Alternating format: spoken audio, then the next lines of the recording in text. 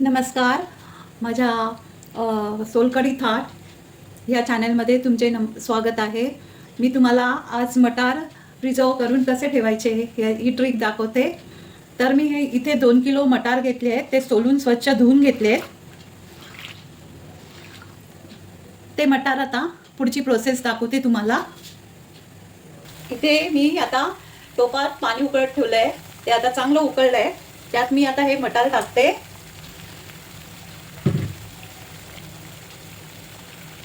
उकळत्या पाण्यात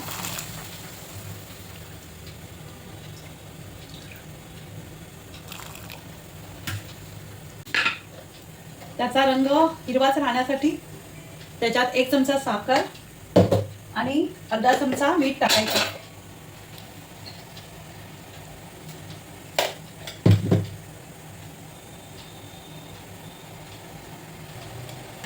थोड्या वेळाने असे मटार वरती येतात. जास्त वेळ नाही ठेवायचं. 2 ते 3 मिनिटं फक्त त्यात शिजवून घ्यायचे उकळत्या पाण्यात.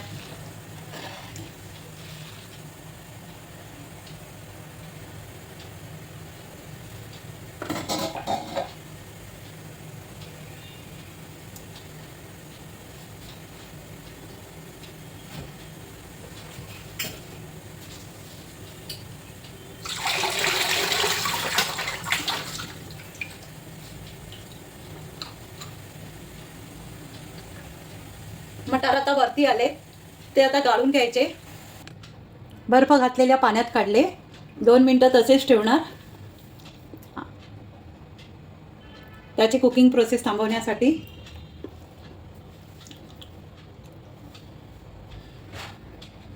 बर्फाच्या पाण्यातून काढून झाल्यावर पुन्हा ते काढून घ्यायचे.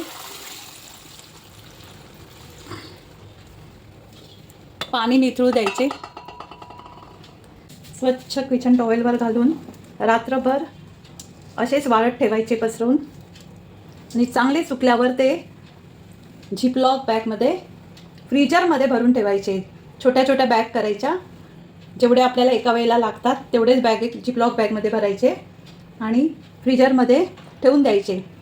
अशा प्रकारे मटार वाळत घातल्यावर रात्रभर सुकल्यावर दुसऱ्या दिवशी तो अशा झिपलॉक बॅगमध्ये भरून ठेवायचा.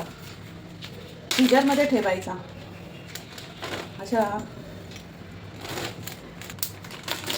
असा झिपलॉक बॅगमध्ये भरून फ्रीजरमध्ये ठेवून द्यायचा. अशा प्रकारे या 2 झिपलॉक बॅगमध्ये मी ते मटार भरले आणि आता मी ते फ्रीजरमध्ये ठेवते. म्हणजे वर्षभर वापरण्यासाठी रेडी. असेच तुम्ही पण बनवा अशा प्रकारे आणि फ्रीजरमध्ये साठवून ठेवा. जेव्हा लागतील तेव्हा वापरता येतात जेवणात. तर तुम्हाला अशा काही रेसिपीज वगैरे आवडत असतील तर माझ्या चॅनलला प्लीज सबस्क्राईब करा, लाईक करा आणि शेअर करा. धन्यवाद.